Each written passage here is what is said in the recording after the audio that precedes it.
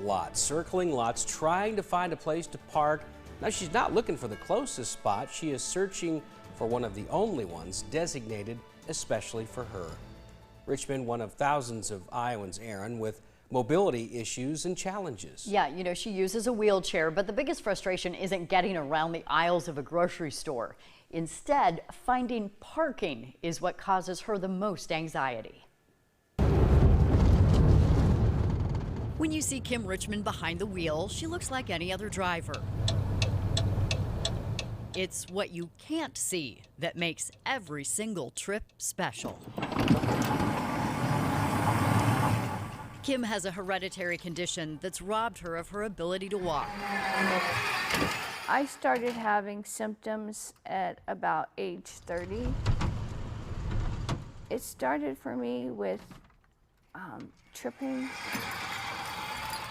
Within the past 10 to 12 years, it's progressed a lot more quickly. How's it affected you emotionally?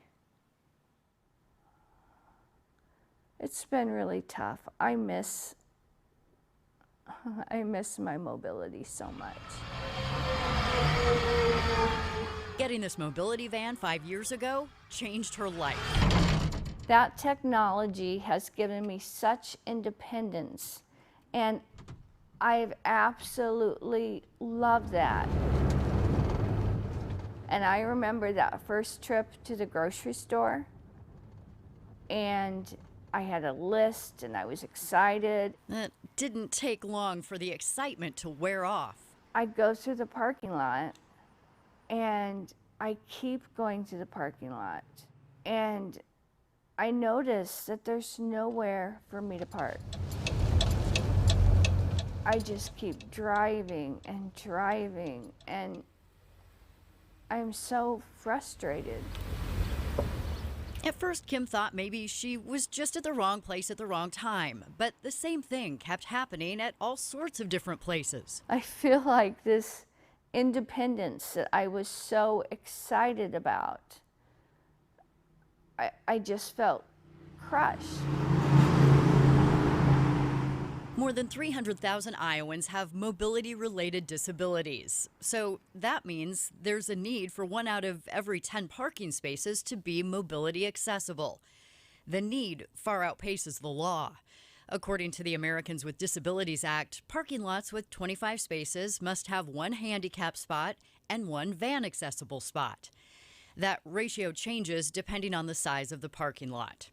If 100 spots are available, the number of required handicap spots increases to 4, but the van accessible spot remains at just 1.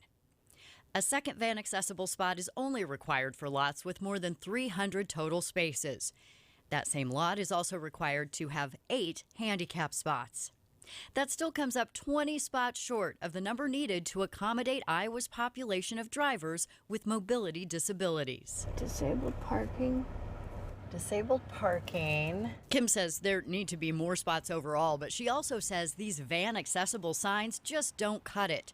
They need to read vans only, and she showed us why. One right there. Yep, so someone's parked in it. And I think it's so important to have parking signs that actually say ramp parking only. Well, and this perfectly illustrates why. Exactly. And Kim told us about the time she ended up stranded because another driver misused a van accessible parking space. I found a spot and I couldn't believe it. I found a spot, and when I came out, there was another car parked in the diagonal lines, and so I couldn't even get back into my into my van. How frustrating is it to pull into some place with a plan and not be able to execute it? It's extremely frustrating. It's frustrating when it takes longer to find a parking spot and to actually park my van than to get my groceries. And sometimes I can't get groceries because I cannot park. Kim reached out to the governor's office last year with her concerns and was told to contact state legislators. She got nowhere until now. I can't imagine that sort of anxiety every time you want to leave the house. Dr. Austin Baith is running unopposed and will be Kim's state representative when the 2023 session starts in January. It's heartbreaking. And I think it's something that we can fix. Okay, let's talk about that, because you're going to be in a role to be a fixer, a problem solver. I'm going to try.